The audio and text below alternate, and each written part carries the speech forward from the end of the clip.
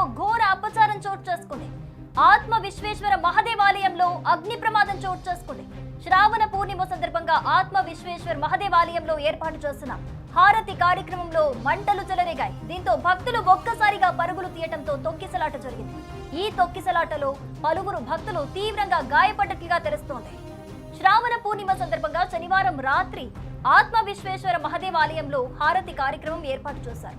భక్తులకు హారతిస్తుండగా ఆలయంలో కాటన్ తో డెకరేట్ చేస్తున్న వాటికి ఒక్కసారిగా మంటలంటుకున్నాయి. దీంతో తీవ్ర ఆందోళనకు గురైన భక్తులు ఒక్కసారిగా పరుగులు పెట్టారు.